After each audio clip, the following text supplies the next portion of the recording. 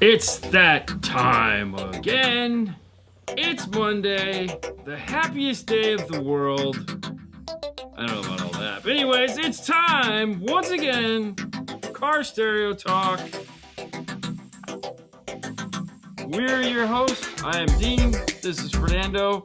And today, we're going to go on a journey of fun and excitement.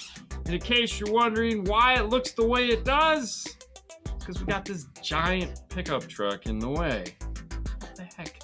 He's got this hitch on the back that is, no kidding, this long.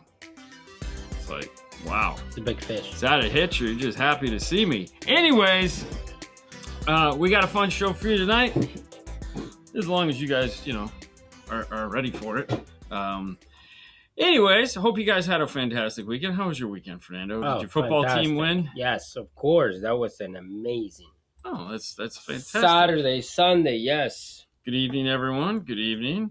Good pizza, hopefully. Getting tired of the polar vortex. Pretty much. Yeah. I mean, wearing my winter apparel, so kind of sucks.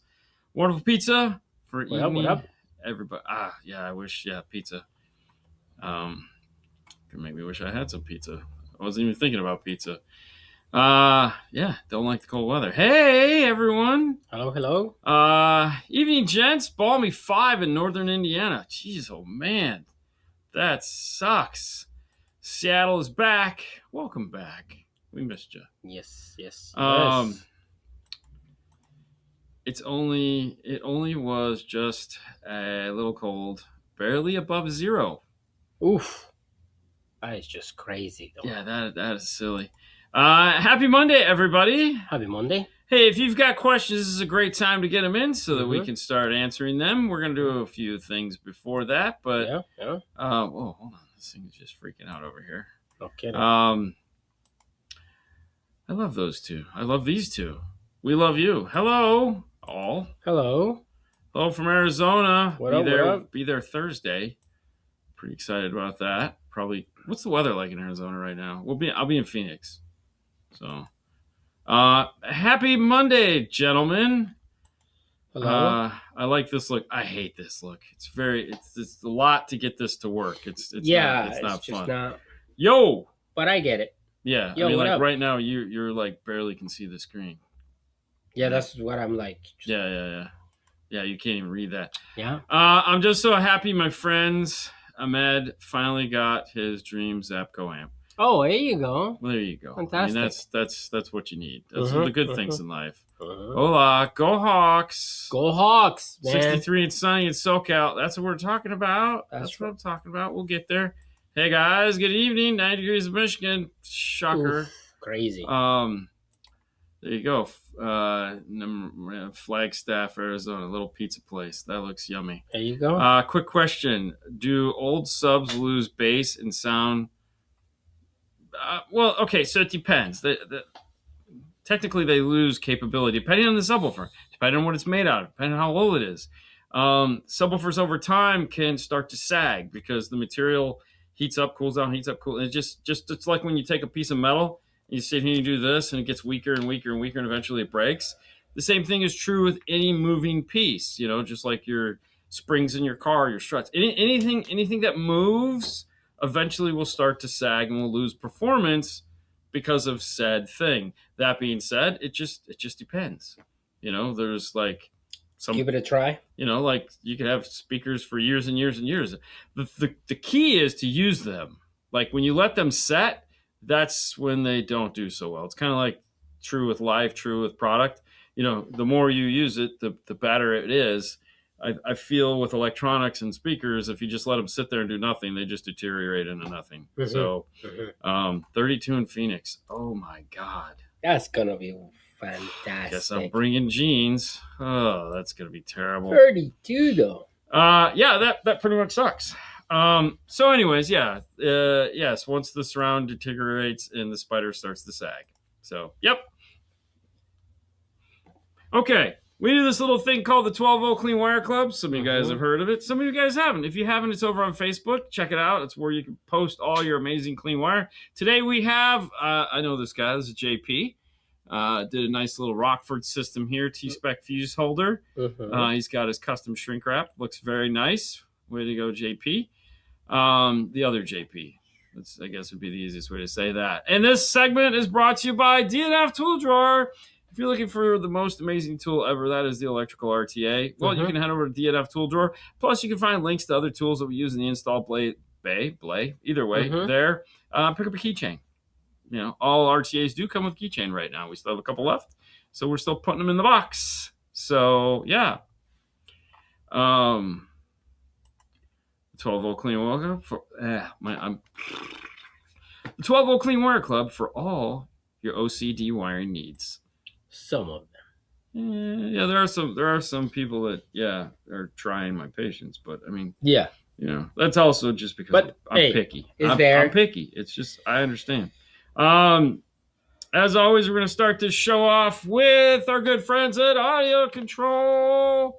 That's right. If you're looking for more bass, let's just put it like it is. If you're looking for more bass, then we got you covered. We got the new Epicenter Pro, as well as the Epicenter Micro Pro. And if you're wondering what the difference between the two of them are, the Pro, RCA inputs only. The Epicenter Micro Pro, a little bit smaller, has load resistors, and will do high level and low level. So there you go. All the new Pros have switches on the outside, so you no longer have to take them apart to do any of those, and the PFM filters right there on top, so you don't have to worry about taking it apart, switching chips, or doing anything like that. But if you're looking for, and they both come with the ACR4 bass knob. Basically, you got dual function bass knob, effect and volume control right there at the knob. Yay. Finally.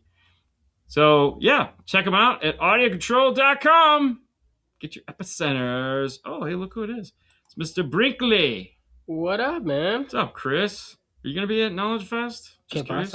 Yeah. Are they going to be there? I don't know. Are you going to be at Knowledge Fest? I mean, it's close. Not really. Yeah. Okay. All right. Let's start with some questions. When are you updated DNF tool drawer? I'm working on it right now. It's believe it or not, it's a lot of work. So I'm actually doing taxes and DNF tool drawer at the same time. So it's coming. It's coming. Just be patient. Yeah? Yeah. Is the 12-volt Clean Wire Club a secret contest for Dean to find his eventual replacement when he wants to retire? Ooh. No. But we do use it to try to find people for the Master Tech Expo Clean Wire Challenge. Like, if you've been highlighted in the 12-volt Clean Wire Club, that's and we're like, we need contestants. Because believe it or not, even though we ask, hey, if anybody wants to compete in the Clean Wire Challenge, it's booked up for this year, okay? Just let's go with that. We've got all our competitors for the most part, hopefully. But, it's like people, I would love to do that. And then when you're like, hey, you want to do, oh, man, I don't know. It seems like a lot of work. Okay, you don't want free equipment. It's kind of how it is. But yeah, no, good question. Yeah. Okay. All right. Scroll back up to the top and get this thing going. Yes. Okay. Just bought 2 Moscone 530 amps, one for left and one for right. Power JL Audio JL6 3-way front, and not sure coaxials for the rear. 2 subs. Can I use the Aerospace 6 to 8? Or should I use a Aerospace 8 to 12? Okay, let's think about it for a minute. All right, 6 to 8 means 6 in, 8 out. There's 6 up front. We already got that. Now we have 7 and 8 left over. Could you use a 6 to 8? Technically, yeah. You could split the sub channel, and you could split it between center and sub, and you could just use the center as rear and the sub as sub. But you're going to have a mono rear, and you're not going to be able to use all the cool effects that they have for the rear channels built into them, because you do need a dedicated stereo rear channel to do that. So what you might want to look at then is the 8 to 12. 8 to 12. Mm-hmm. So I would probably go 8 to 12, just because one day you may want to add a center channel, or you might want to do something more in the rear, or you might want to add a front sub or something like that. So the price difference isn't huge. It's probably worth going up to the 12 just to be ready. Hello, gentlemen. What's up, Bobby? Afternoon, gentlemen. Toyota head unit power and rears with a key lock and a key 200.4 biamp mode as preamp to the Okay, hold on. Biamp mode to an LC6 1200 5 and 6 bridge for subs. Fair enough. How would you integrate the epicenter micro in the signal path? Thanks.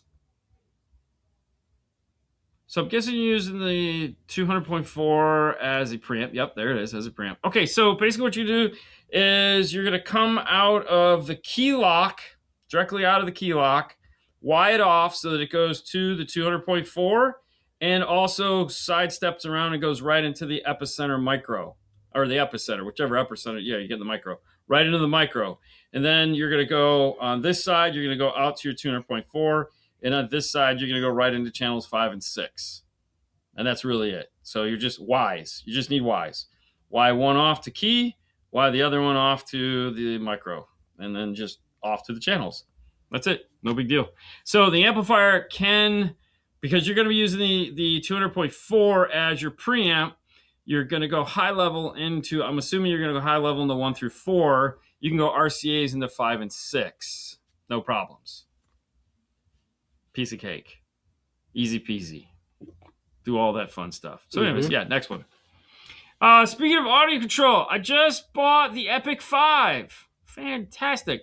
Only to find a ton of reviews about the amp being DOA and cutting out unless subsonic filters being turned on.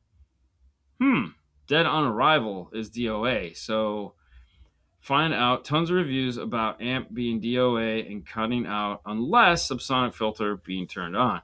So technically that wouldn't be DOA. That would just be it. For some reason, somebody is probably turning the gain up too much or trying to get something wrong.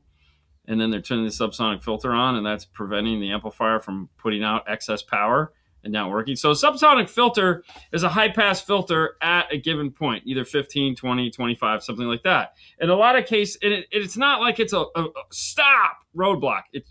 All it does is take some of that energy that most times don't really do anything and limits the performance of the amplifier so that you can get more power out of it in the area that you want to hear, not necessarily 20, 25, and 15 hertz.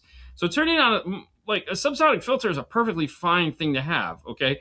The only time, especially with something like an Epic, I'm assuming you're not trying to be like, I'm going to have a subwoofer in the back of my trunk that just plays 0 to 20 hertz. Nobody does that. So having a subsonic filter on makes a lot of sense. Some manufacturers just put them in there and don't even tell you because they're like, yeah, this is stupid. You're never going to reproduce this sound. So okay, the likelihood of your box producing the sound is pretty limiting. And it's only like a 12 dB crossover anyways, so it's not like it's just totally stopping the sound. It's just like slowing it down a little. So, I mean, turn it on. But yeah, we haven't run into that yet. So, but there again, you sell thousands of amplifiers, 5 guys have an issue, the amplifier's no good. Hey guys, hope all is well. What's up, Mel? What's up, Mel? Hey, what's up? What's up, Miguel? Dean Fernando, unfortunately, total his Honda Accord that you guys installed a Rockford powered sub. Okay, I cut wires, make sure it had the adapter for the plug. Are those parts replaceable? All the parts for the Rockford P300 are 100% replaceable. Trust me, Rockford knows that most people, when they go to sell their car, just unplug it and take it with them. So they sell the bass knob, the cables, everything you need, we got. Yeah, so you can call Paul. We stock all that stuff. Yes, it's not a big deal. Eric figured that out early on that they were going to need to do that. So, hello, Ben. What up, Ben? Hello. There's hardly any clean systems anymore. All were clean wiring back in the 90s. Dean knows. There was no clean wiring back in the 90s, man. Yeah. Like that, every installer I worked with was like tape it up, tuck it in, don't take the car apart. Or the one that a lot of people like, drill the holes, dump the wire through. The only thing you see is this. Just this. And that was clean? This was clean wiring. Yeah, because underneath it was it was just grab your fork and start twisting. Yeah, it was some crazy stuff. So yeah. Anyways, Any JVC radio dudes? I love my JVC. I have the direct replacement JVC in my car right now, and I love it because it has VU meters. That's what I love about it. So, hi, Dean and Fernando. Hello. How do you time align the kicker 7-channel amp? Also, do you tweak the gain switch on the controller during an initial setup? As a matter of fact, yes. So I'm going to answer it backwards. Yes. What we'll do is we'll get it dialed in, and if we need to, we can adjust the gains because sometimes it's in a place where that's just a pain in the butt, and it's easier to do from the controller as you're setting it up. Secondly, to your first question, it has time alignment for one side of the car and not the other. So how do you sign that up? Well, you're not going to get like pinpoint ding, But the easiest way that I've found to do it is like we've told you when setting up a radio. Play a polarity pop track. My disc has one. It just goes pop, pop, pop, pop. Apparently somebody's texting me. My phone is unobtainable. And what you're going to do is the pop is going to start over at the driver's corner more than likely. And so you start to delay the one channel. You got to unplug all the other channels. You can only play one channel at a time. And what's going to happen is you start to add delay, the pop is going to move across the dash. It's pretty crazy. And once it gets relative center, play it, maybe up, one down. So okay, that's relative center-ish.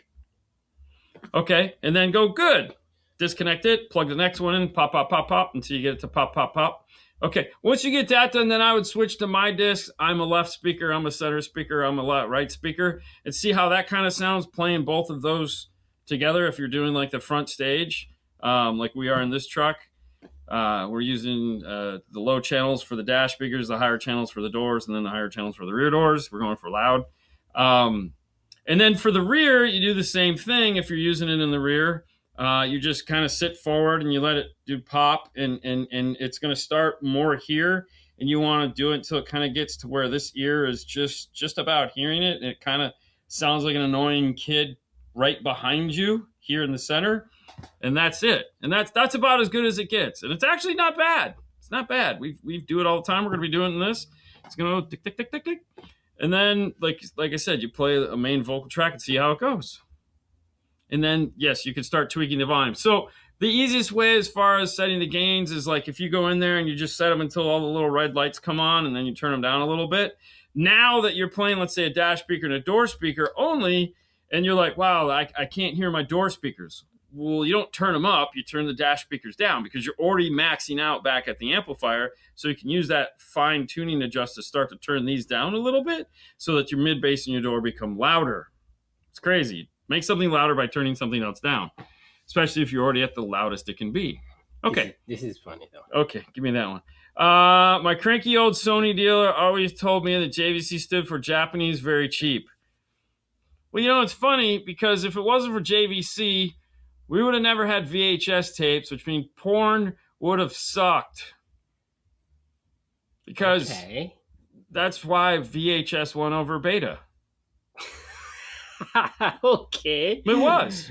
All right. JVC, so thank you, JVC. Thanks to JVC, the porn industry flourished because the porn industry went to JVC, and JVC was like, here. Because they knew. We're talking about wire porn, right? We're talking about. Oh, okay.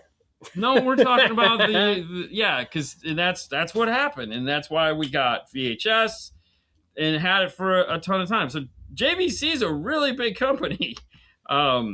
They made a lot of money. They still do.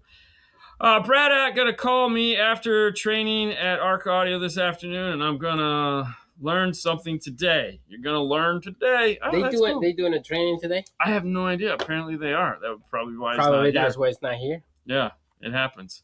Okay. Yeah, no, I'll go for it. Hold on. Before you do that, speaking of Brad and his company, let's talk about Arc Audio. Are you looking for a standalone DSP? Are you looking for a 2,500 watt amp? Are you looking for a small 8-channel DSP amplifier? Are you looking for the most cleanest amps possible, covered in copper and looking shiny as ever? Well, if any of these answers you said yes, well, then you know where to go. Head over to arcaudio.com where all these things and more can come true in your life. Do you have a motorcycle? Would you like to get ready for summer? It's right around the corner. That's right. Pick up your new Moto 800. Some of the new Moto speakers. Yeah, it's all there. Or you could be like me and pick up a Falcon, which is an amazing DSP amplifier with tons of power to power your new AS speakers. Oh, yeah, big time. All right, audiocontrol.com, arcaudio.com. I saw the A and I just answered. Yeah, it's just no, happens. A. I know. It's close. It's to okay. It. Yes. It sucks. Moving I like on. the one that is, all the power, 100% copper. I just want the X2 2500.1. Yeah, they should make a shirt, Arcade, that says, All the power. all the power, 100% copper, and then the amplifier in there. Yeah, but it's not 100% copper. It's just copper colored. I know, but still, it's funny. No, the shirt we saw in Vegas is funny. In Vegas? Yeah, Which one? the one you said. Oh, you need that shirt. You know what shirt? Oh, yeah. I mean, That's a funny shirt. What did it say? Sounds gay. I'm in. I'm in. Yeah, Yeah. that's a funny shirt. Hey, that was good. That was a funny shirt, though. I really like it. Will the Miami Hurricanes win tonight? I think so. You think so? Yes. I have no idea, but I'll take it. Yeah, why not? Go for it. No, I think they're gonna win, though. You do? Yes. Okay. LC5 1300, 4 times 100 going active on full cal 5x7s and tweeters at 50 watts. How do I keep the speakers from blowing and getting the speakers the correct wattage so they don't go boom? All right, it's real simple. First off, the most important thing is the crossovers. You got to make sure you have awesome crossovers because, well, hey, if you don't, you're going to get too much of the wrong frequencies to them and they're going to blow. That tweeter needs to be crossover at 5,000, and that 5x7 should probably be somewhere between 100 and that 5,000. So you need a bandpass crossover for that. Once you have those set, you're going to turn the volume on the amp all the way down. Okay, now, the other thing, too, is it's going to depend. So this is where the fun part comes in because it's going to depend what you're using for a source unit. So if you're using a 5-volt pre-out, well, then, yeah, there's not much more you can do because that's it. You're running 5 volts into the amplifier. The amplifier has basically a 5-volt input. As you turn the volume up, it's going to get louder. Now, keep in mind, just because it has 100 watts doesn't mean your 50-watt speakers are going to blow. The reality is you're never really putting out 100 watt. It's not a linear scale, meaning it goes from 0 to 100. It doesn't do that. Music doesn't work that way. So just because you're providing double the power that the speakers actually require, as long as you have your gain and crossover set up properly, you're never going to blow the speakers. The other thing, too, is you have these 2 really good monitors on this side of your head referred to as ears. And those ears will tell you when something doesn't sound right if you're paying attention, and you can turn it down. You have to understand the limitations of your system. That's just what it is. So having double the power is kind of the normal thing that we do. If you really look at all the full cal speakers, they have about a 70, 80 watt power handling, and we'll typically run double, sometimes triple that power to them because we know that they can handle it. And we also understand that you don't always get that power out of those things. So you're okay. Not a big deal. We've done it before. You'll be fine. Crossover, most important thing, get that set up properly, and then just keep the gains down. Keep the gains down. Dean, do you guys install a lot of the ARC X2 amps, or are they mostly installing Blackbirds, Falcons, Nighthawks? We're mostly installing Blackbirds, Falcons, Nighthawk. We just started selling more of the X2 because we have the 808, but there again, I really don't see us going sideways and selling a bunch of X2s because primarily our amplifiers are DSP, and we run into situations where we don't do DSP. We typically lean into, let's say, the Kicker amplifier or the Kenwood amplifier because those just fit the bill better. Not saying anything that the X2 won't one day. It's just a matter of how things play out right now. Just wondering your opinion on those amps versus SQ versus, say, JL, HD series, or Sony ES. If you'd like some ES amplifiers, we got the 5-channel, I think we got the 8-channel, possibly the 6-channel. Call Paul and give you, just say Dean told me you'd give me a really good deal on them. He wants to get rid of them. I just move them along. I brought them in because I thought we would need them, and it turns out we didn't because nobody wants us to buy those. I thought that was a great idea. I thought it was a great idea. It's like it just didn't pan out the way we wanted it to. You can go like active with those. I know those amplifiers is great. We just settings. They didn't sell, and they're again like the LX amplifiers. The only LX amplifiers we carry are the 7-channel and the 850.1. So It's just how it is. It's kind of weird. Yeah. But we know it sells. So give a Paul call. as far as JL goes, moving on. With a rattly. Yeah, we'll go rattly door.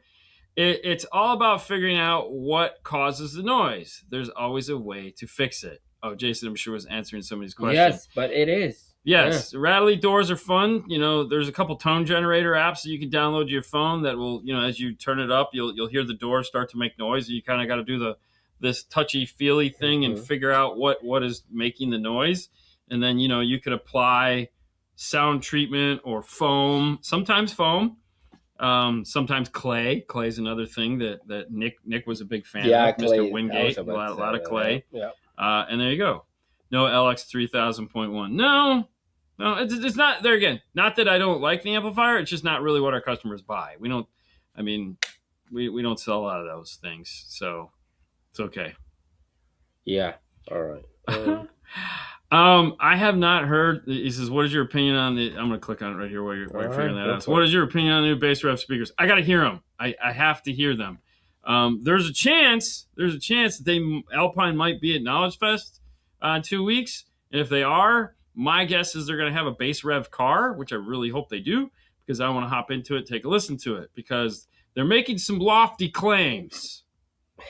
They're like, no need for an 8-inch, buy our 6-inch. What the frick are you talking about? I don't know. We'll have to wait and see. I think that's pretty, maybe a little arrogant. Could be. Who knows? The other chance I have to listen to him is our John Schneider, our Alpine rep, does have him in his F-150. I do like the idea. I'm not ragging on him. I do like the idea. They're claiming. I hate it when people shoot for the moon. They make a good product, but then they just say something stupid, and it's like it kind of diminishes the product. Just be like, dude, it could be the greatest thing in the world. Just don't say something stupid like, you know, put a 6 in instead of an 8. That's just dumb. But I like the idea in a sales side of it where it's like, hey, these Bass Rev speakers are made for these DSP amplifiers. If you want to streamline your installation, put these together. It's great marketing. It really is, you know, and I think that's fantastic. I mean, it kind of goes back to what a lot of the manufacturers do. So like if you buy an Audison amplifier, you can literally just, for years, 4 years, this is nothing new. You can go in and say, hey, I have these Audison speakers or I have these Hertz speakers, and just tick the boxes and it automatically sets up the crossovers. Hey, that's pretty awesome. So yeah, it's not a new thing. It's just nice that Alpine is doing it. Okay, moving on. Okay. Yeah. Fernando, you have arc coppers in your car? No, right now they're sitting in a box, but they're going to be at some point. They're not sitting in the box. They sit in there. 2 of them are, yeah. But yeah. Knob indicator can still go higher before it starts blinking. Which one should we trust more, the DD1 or the kicker clipping light? So they're looking at two totally different things, is really what we're talking about here. The DD1 and the kicker don't look at the same things, okay? So that's a great question. And like, we know that there's way more power to be had if you go by the kicker clip light as opposed to the DD1. I don't know. If it's got a clip light in it, I'm going by that. I'll just say it like that. I don't, that's their light. We're turning it up for their light. I'm shooting right, with because that's the reason what they design it for, right? So, and you can always call tech support, and they will happy to help you. No, they'll just tell you, turn up to the light clips. Exactly, go to but town. That's what I'm saying. They're gonna tell you, use the one that we designed for. So, the reality is you got to apply common sense to anything you do, right? If you're like turning it up and that little light just comes on, and you're like, dude, that is way too much. But the light is on, so I'm okay. No, don't do that. There again, sometimes you just have to use what's common sense, what's between the ears, and be like, just turn it all the way up. I don't know. I mean, trust me, red light comes on. There's plenty of times when we're setting up a system and we're like, no, we're Let's good. not do that. That's just ease it back a little, maybe a little more. Use one notch. Yeah, or man. Is that light on? Really? Yeah. Got a piece of tape? No, I didn't see it though. All right, Dean. Yes. I've been following your Mustang build and just bought an Arc Audio Falcon and the Nighthawk. I can't wait to see more of your build. What happened with your build? It's over. It actually just finished. Yeah. Everything we shot went up last week, so it's the last video. It's not finished though. We still have to do the subwoofer box. Probably need to talk about the tune a little bit. See, now that you're gonna be over there. Where? In Arizona. Oh, I should build a box farm in Arizona. Yeah. Ship it back. Yeah. I would help to have my car. Nah. No. I don't know. We'll see how this week plays out. I was thinking about that too. I was like, I wish I could just get in there and measure it. Because by the time I could just design it when I'm on the plane. Hello from Edgewater, Florida. Do you sell the speaker adapters for the Mustang 2018? I have the Alpine Status 3-ways to install. Technically, yes, but no, because we really. Oh my gosh. Yes or no? Well, if we're doing the install, yes, we sell them because that's what we have time to make. But we really don't have time to make a set to sell. Now, if you're looking for a set to buy, which it sounds like you are, Sounds Good Stereo does sell those brackets already. So they have the bracket for the top speaker and a bracket for the bottom 6.5. So Sounds Good Stereo does have those. You can probably pick them up from there. Because the problem is that when we make them custom for each set of speakers. So, because we're, that's what you pay us for. I don't have a universal size that'll just fit everything.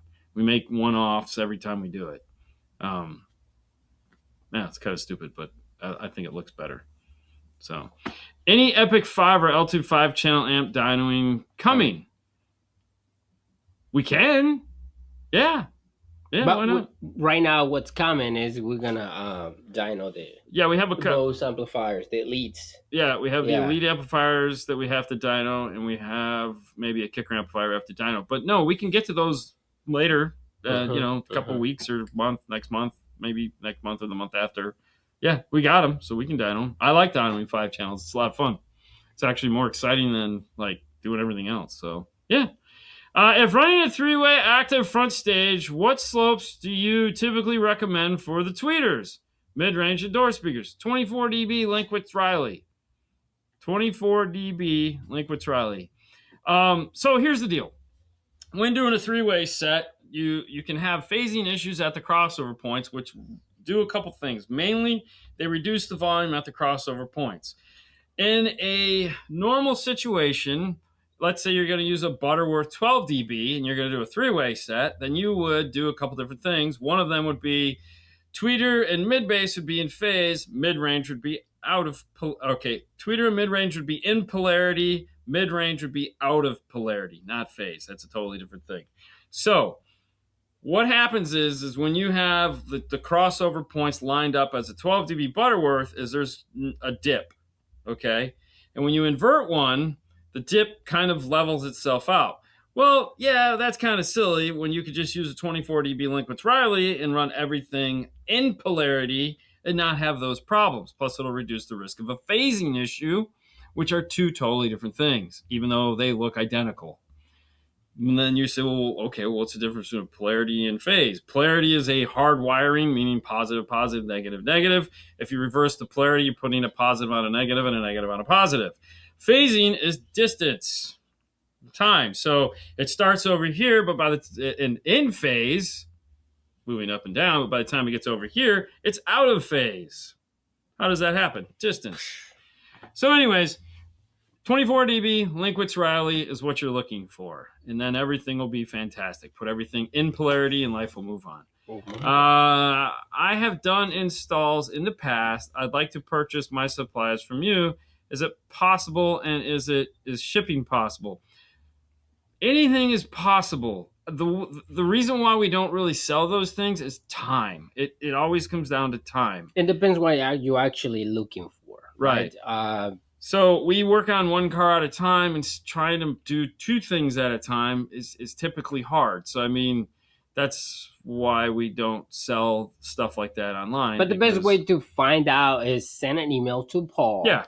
5starcarstereo@gmail.com, and put a list of what you're looking for, and we might able. I'm not saying we're going to, but we might. Yeah, if we had a slow day, we could possibly get some of that stuff done. Yeah, trust me. It's I get asked Dean a lot. Doesn't do nothing all day. So no, I don't. I just sit on my butt. Yeah, pretty much. It's sad. It's sad. It really is sad. Okay. This next segment is brought to you by the fine folks at Focal. The most popular speaker we sell is the Focal Evos, Flax Evos. We like to call it the coffee tweeter because it kind of looks like coffee. They're making it a two-way through it. They even make a coaxial and a shallow mount. It's really a full, complete line of amazing sounding speakers. Mm-hmm. If you're looking for something that'll make you just go, damn, girl, check out the Focal Flax Evo line of speakers. And, of course, they have speakers price points from, oh, I can do that, to, oh, my God, who buys those? So check them out. You won't be dissatisfied with your purchase. Any suggestions for rear speakers? Mustang convertible, front three-way, or JL Audio C6s. I would recommend buying a JL Audio set of speakers. Coaxials, yeah. Yeah, just buy a set of their coaxials. All right, so there's this funny thing, this funny word. Some people call it timbre. Some people call it timbre. It's one of those things you can argue about all the time. Basically, what the word is and what it means is that you want a speaker that has similar characteristics. So when you listen to this speaker and this speaker, if the timbre is off, then they don't sound the same. Like, let's say this has a silk soft foam tweeter, this has a metal tweeter, and you put them in, it's like, what the hell's going on? They don't sound the same. When doing front and rear coaxials and all this other fun stuff, if you're picky, which, you bought some really nice C6s, so those are kind of picky, you want a speaker that is designed by somebody in that world, like the JL Audio world, So you buy a JL Audio speaker. It would be a C3, a C1. It really doesn't matter. But the goal there is that that the person that designed those speakers was on the same page all the way through. So it'd be like, I'm not going to put a set of Focal fronts and Morel rears. It just doesn't make sense. Like, if they're two totally different. People will do that for sure. Think of it as sound signature is the easier word to think of it as. So you want to match sound signatures. So going with the same brand, whether it's the same series or not, it's the thought process is there that, hey, we want this speaker and this speaker to sound similar. This one's obviously going to sound better because you pay more money for it. So, now, I would say on the Mustang and the convertible, you have to make sure you use a shallow speaker. The rear speaker is shallow. So don't buy the very 6. shallow. Yeah. Don't buy a deep speaker. Buy a shallow. It's like 2 1/8. Yeah. It's tiny. Shallow. Good night. Oh, from Guyana. You leaving? Oh, good night. Yeah, I mean, I didn't want to go to bed, man. I blew my tweeter this morning. Unfortunately, I've been there, man. I've been there. Yeah. It happens. It happens. Hey, guys, realize my Tesla Alpine amp wiring harness has a remote turn-on lead for second amp, but didn't come pinned to the Molex, and the Visconti power's on. Time to redo all my gains and tune it all. Oh, fantastic. Mm-hmm. That's good. You got that figured out. Crazy, right? I love Molex harnesses taped and Are the Kenwood KFC X C3 the same 3.5s used in the 6x9 component set? Yes, they are. They're rated at 50 watts, but the components are rated at 100. And I'm just curious, what's the difference? The 6x9. Mm-hmm. It's the 6x9.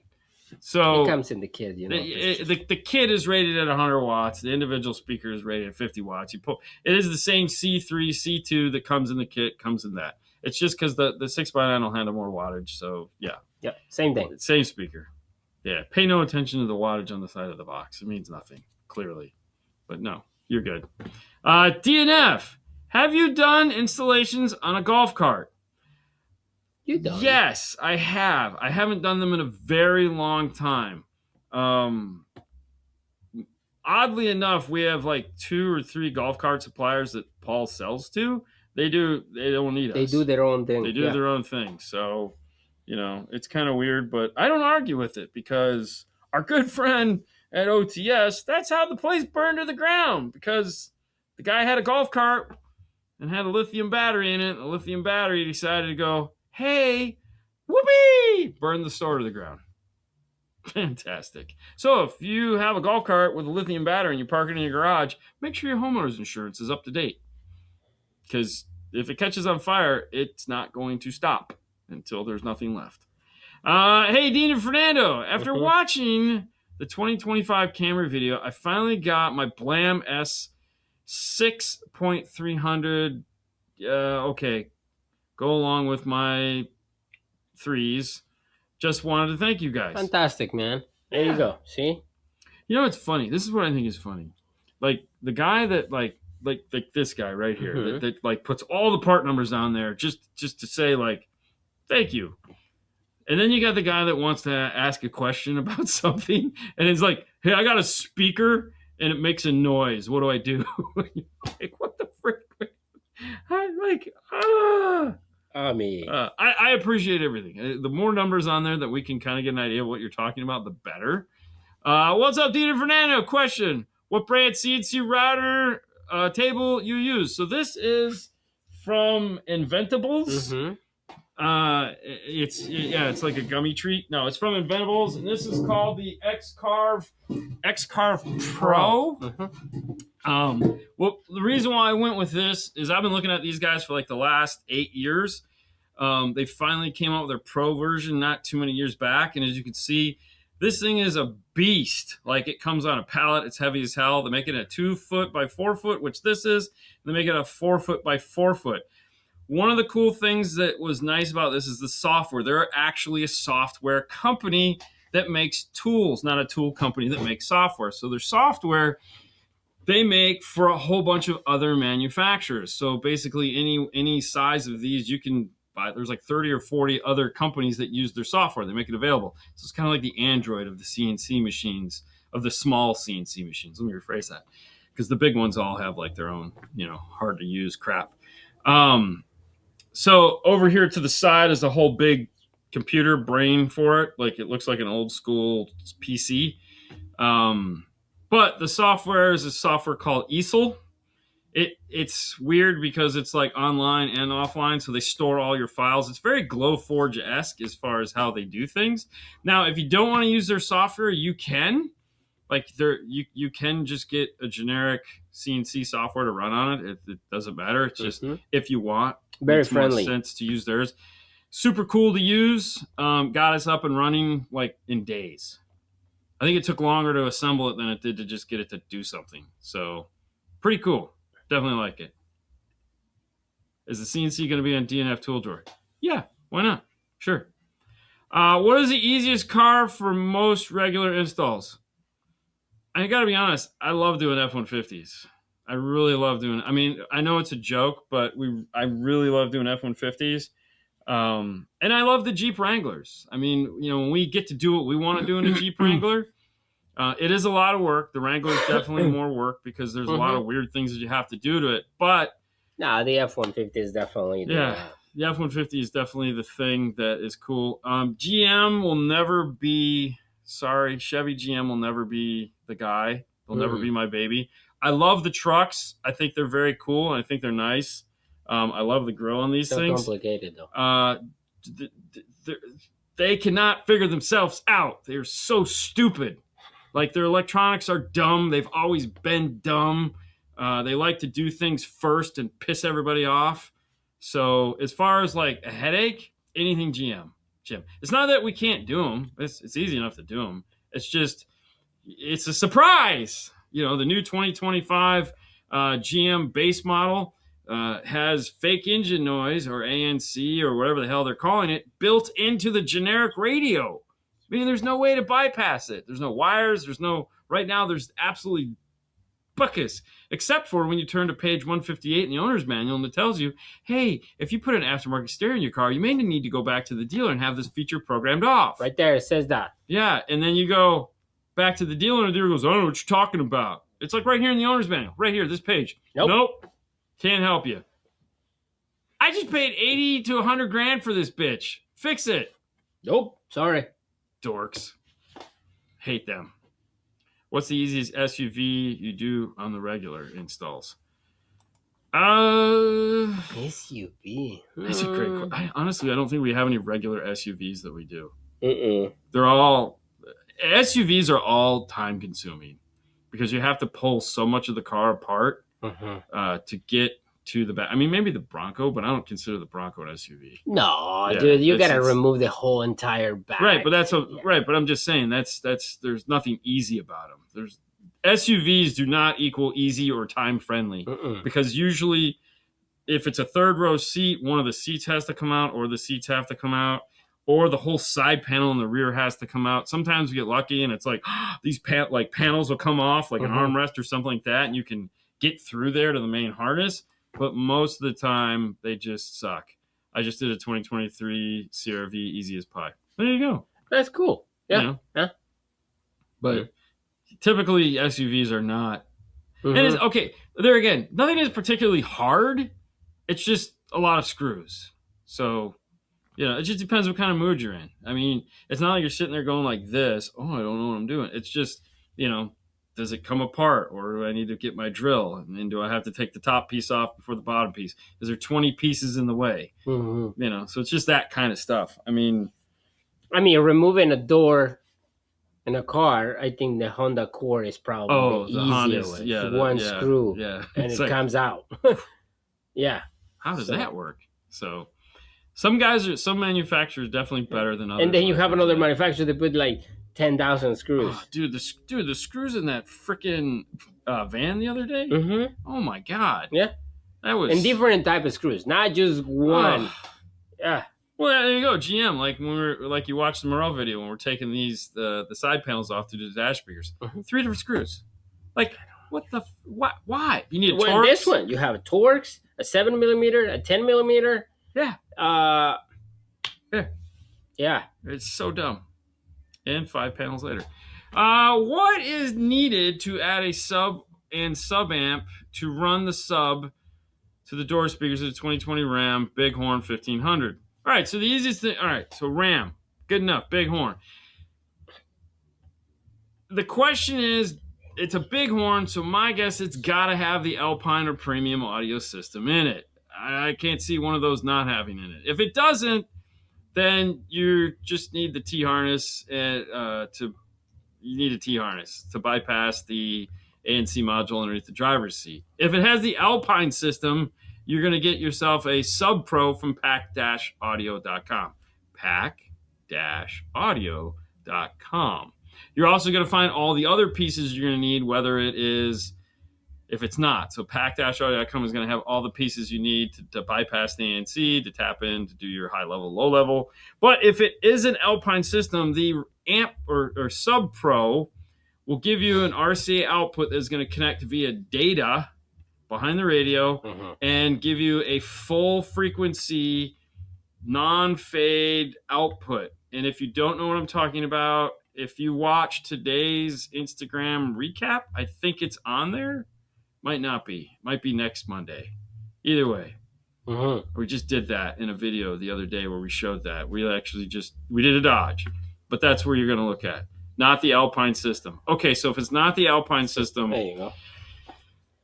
So a couple different options here. If it were me, okay, and I was like, I'm going to do something, you have 2 choices, all right? Neither one of them are like, yay. But one is like, okay. So the first system is tap into the front door speakers. That's where you're going to get your sub from. You're going to have bass roll off. You're going to have equalization.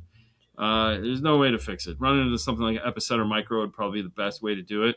But you're going to need to bypass the ANC module. It's underneath the seat. There again, Pack has that. Now,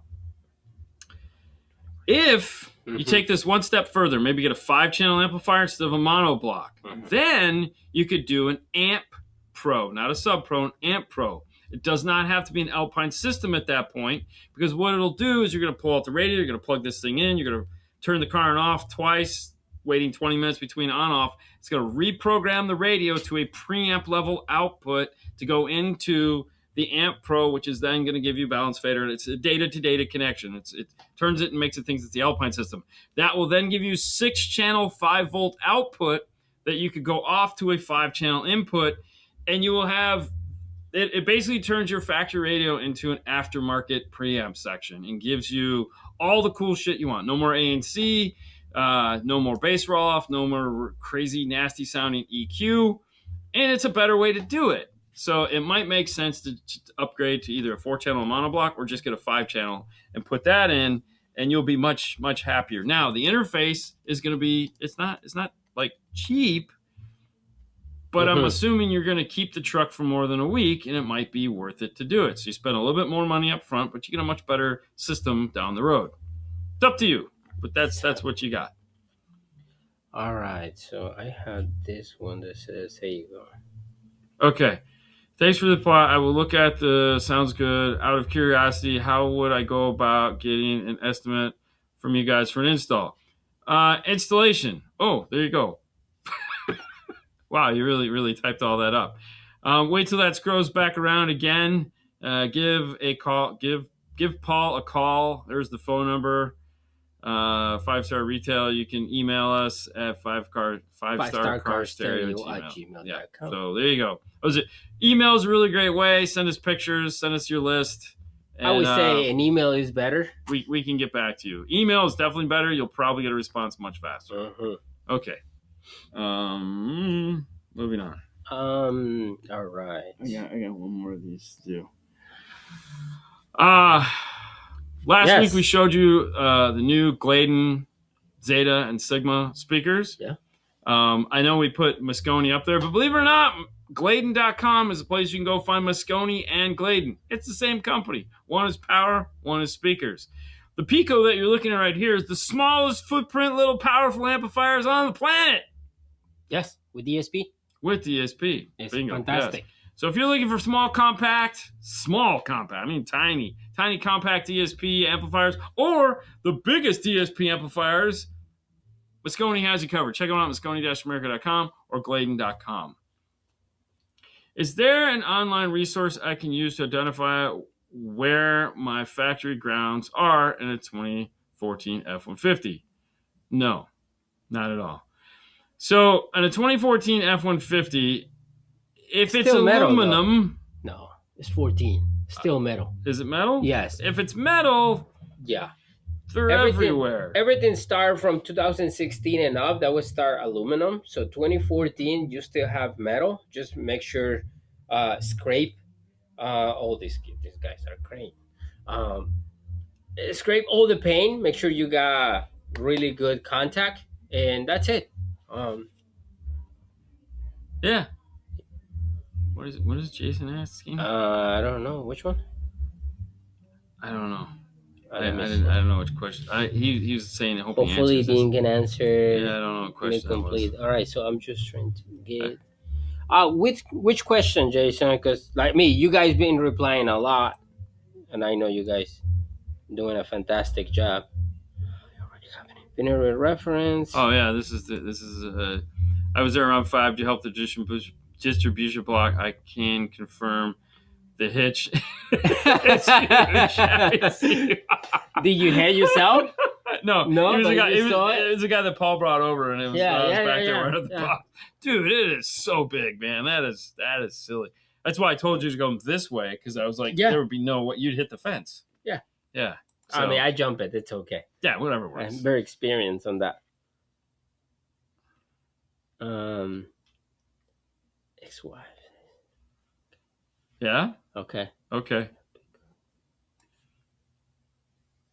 Ex-wife says I'm compact. My Pico is surprisingly small, easy to mount in all the crevice areas, creative areas I would think of. They're fantastic. I thought he said crevice areas. Yeah. No, Picos are fantastic. I mean, and it's like the smallest 1,000-watt amp you're going to find. So it's pretty awesome there. You guys have any experience with MMAT amplifiers? If so, any feedback on the 1.6? Which one do we have? We have the 500 watt. So we have done a dyno on one of the MMAT amplifiers. There was a minute there that a good friend Mel was the rep there, and we did some work with them. We got a couple things, like we have a pair of the 6x9 subwoofers that we were supposed to get a box for, but somebody stole it, which is fantastic. Really sucks. Yeah. And then, but there again, the guy's based here out of Florida. Really cool dude. Got to spend some time with him. Loves what he does. Seems like a really solid company in all the interaction we had with them. But yeah, so I mean, the feedback would be it seems like a pretty solid company. And if I would have no problem telling you, yeah, go for it. Yeah. So definitely give it a go. But Mel doesn't work there anymore. No, he doesn't. EchoMaster is correct. EchoMaster.com is the backup cameras that we use most of the time. Mm-hmm. There's also Metra does make a line of backup cameras that we've been doing a lot with lately. Yeah. Anytime we don't do a tag cam, it's more than likely going to be the Metra cam. So yeah. Any head units you looking forward to? I'm in the aftermarket for a new one. So the reality is no, there really isn't anything too exciting. Kenwood has Kenwood and JVC have their direct replacement models, which is the 8-inch screen or the 10-inch float screen, which is not to be confused with the 1058, which is their 10-inch, double din wise. There's nothing new coming, which really kind of sucks. I was really hoping that we would get a new double din from Kenwood. Pardon me, but they kind of shot their wad last year with the direct replacement, so we didn't get anything spectacular. We got an entry level like 8 series that who cares. Yeah, I don't know. Right now there is nothing. There's nothing new and exciting. If I had to buy a double din, I would just buy a 958 from Kenwood, call it a day, and be like, yeah, this is cool, because it is the best double din screen on the market. The 1058 is an amazing float screen for sure. It has toss link if you want to do that. Plus it has 6-channel 5 volts. It's a single din now instead of a double din. If you want a double din, there are probably still some deals to be had on 1057s, which is kind of cool. It's the same radio. The only difference is the toss link and the pitch and roll effect on them. So, but no, I'm not excited about anybody's stuff coming out. Kind of sucks. 2022 Bronco JL Stealth Box or Stinger audio control 12-inch tailgate sub. What amp? Thanks. So we've done both. Mm-hmm. I don't have. You gotta reach that. You don't have your watch? Nope. That's all you. Can you reach it? No, just sit down. It's an on-caller. Yeah, no, that's why I said it's. She said that out loud. I didn't hear. Yeah. Okay. Yeah. So, anyways, I like the 12-inch. I like the 12-inch on the tailgate. It keeps it tucked. Yeah, I know. Keeps it tucked in, nice, looks pretty. It's easy. It doesn't take any side space, which I think is important. Yeah. It sounds really good. It does sound really good. Now, as far as what amplifier to power it with, 500 watts is really where you're at. You don't need anything too exciting. You could do the kicker key 500.1. Do some de-equalization, tuck it into the side panel. That would be a really nice package to put in there and get what you need.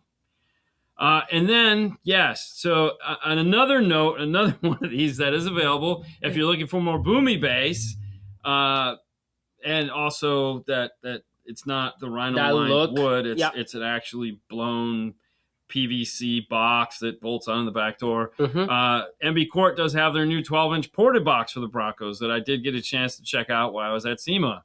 And it's a monster. It's big bass. I think they had it. I didn't think they had the Bronco. I think they had the Wrangler, which is a little smaller but still ported, and that thing hammered. So there's also an option for that. I'm still going to recommend the same amplifier, the Key 500.1, especially if you're integrating into the factory stereo. Probably the way to go. What's up? What's up? Hello from Northern Virginia. Oh, this is cool, though. Just wanted to say that I have been following you guys for over 10 years. I bought my first Pioneer after watching your video. I still have that unit in my car.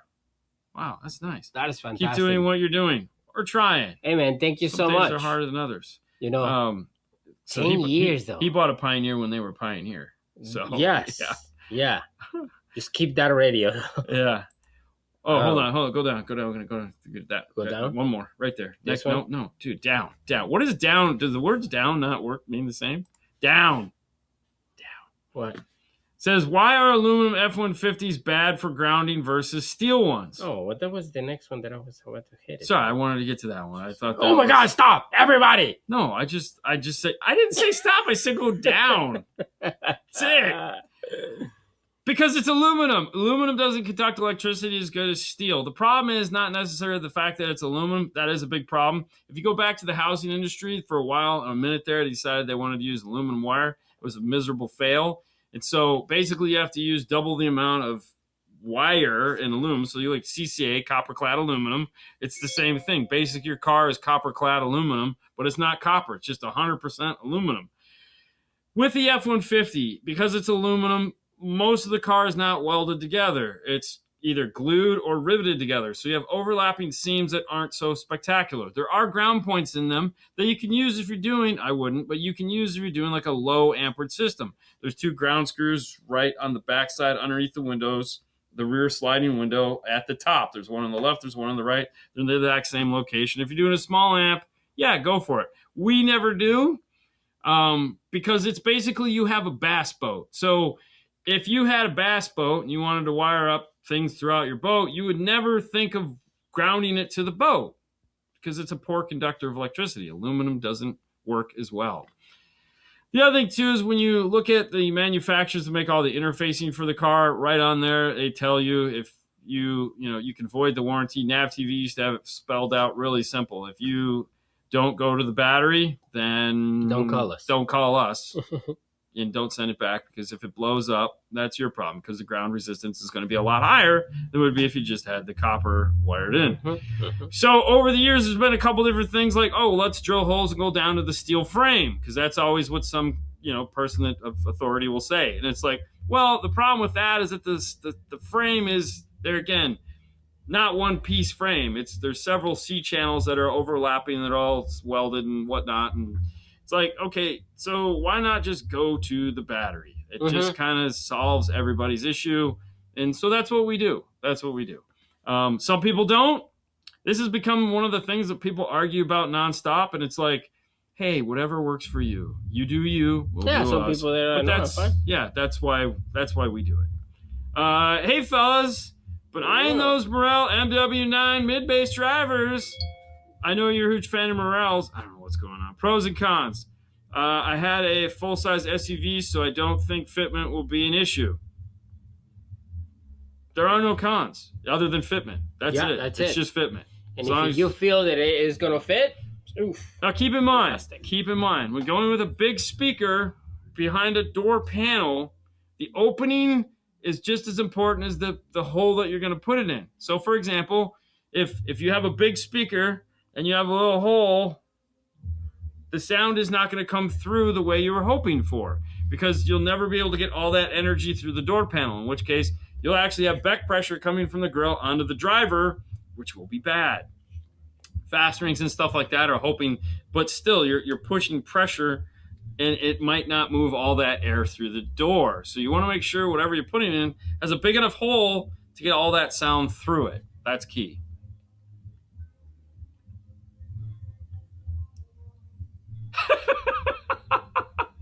Ken, you are not going crazy. Apparently, it's the stupid hour at the barber shop. I'm going to call it a nail salon at this point, but that's on that wall. Going crazy. Yeah, they're apparently just. It is crazy just though. Like going nuts. I know. Says, yep.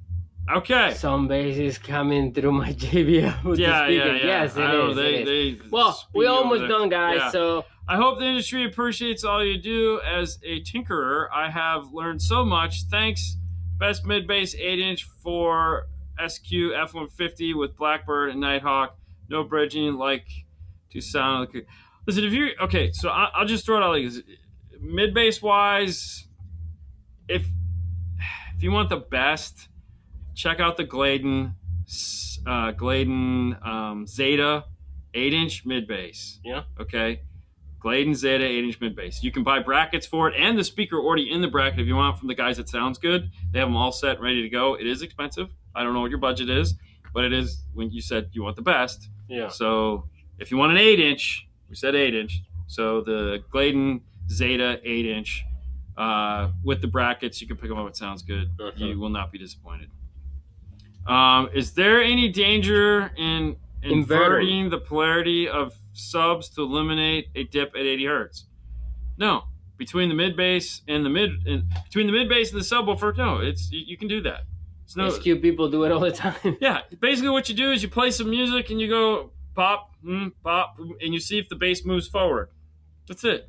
It's all. If it does, it's working. If it's not, just leave it alone. But really not much else.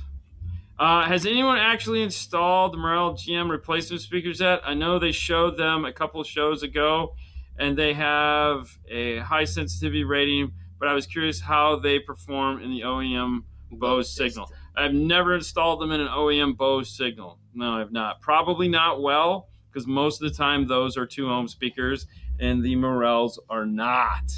Yeah. So, yeah, I don't know if I'd recommend them for that. And with that, we're going to hide that. We're going to turn that off.